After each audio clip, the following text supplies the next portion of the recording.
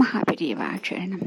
திருப்பாவையில் ஆண்டாள் நமக்கு எத்தனை பெரிய தத்துவங்களை சொல்லி வைத்திருக்கிறாள் என்று பார்த்தால், இன்றைய நம் வாழ்க்கை முறையில் நாம் படக்கூடிய கஷ்டங்களுக்கு முக்கியமான காரணம், நாம் படக்கூடிய துன்பங்களுக்கு முக்கியமான காரணம், நம் முன்னோர்கள் சென்ற வழியில் நாம் செல்லாமல் இருப்பதுதான்.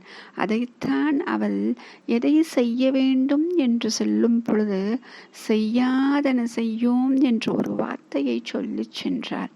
செய்யாதன செய்யும் என்றால் என்ன பொருள் என்றால், நம் முன்னோர்கள் செய்யாத விஷயங்களை நாங்களும் செய்ய மாட்டோம் அப்படின்னு தெளிவாக சொல்லுகிறார். இதற்கு என்ன பொருள் என்று பார்த்தால், நம் முன்னோர்கள் எப்படியெல்லாம் வாழ்ந்திருக்கிறார்கள்.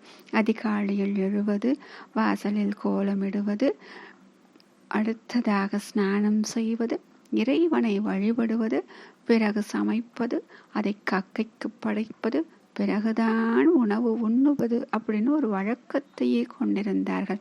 இப்போ நம்ம பார்த்தீங்க அப்படின்னா, நம்முடைய வழக்கத்தில் எத்தனை விஷயங்கள் இவைகளை நாம் செய்திருக்கிறோம் என்று பார்த்தால், பல விஷயங்களை நாம் செய்யாமலேயே இருக்கிறோம். அப்படி பார்க்கும் பொழுது இப்போ நம்ம என்ன சொல்லுவோம் அப்படின்னா, முன்னோர்கள் செய்வதை செய்யோம் அப்படின்னு சொல்லுவோம். அப்படித்தான் இன்றைய தலைமுறை சென்று கொண்டிருக்கிறது.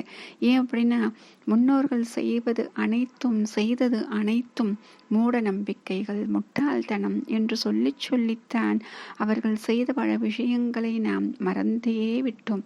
இன்னும் சில தலைமுறைகள் போனால் முன்னோர்கள் எப்படி இருந்தார்கள் என்பதை ஒரு போட்டோவில் பார்த்து, ஒரு பொருட்காட்சியில் பார்ப்பது போல பார்த்து, என்னுடைய தாத்தா இப்படி இருந்தார், என்னுடைய பாட்டி இப்படி இருந்தார்கள், வாசலில் கோலம் எல்லாம் இட்டார்கள், அதிகாலையில் எழுந்தார்கள், இறைவனை வழிபட்டார்கள் அப்படின்னு சொல்லி எல்லாமே ஒரு பொருட்காட்சியில் சொல்லக்கூடிய ஒரு விஷயத்தை போலத்தான் சொல்ல வேண்டியிருக்கும்.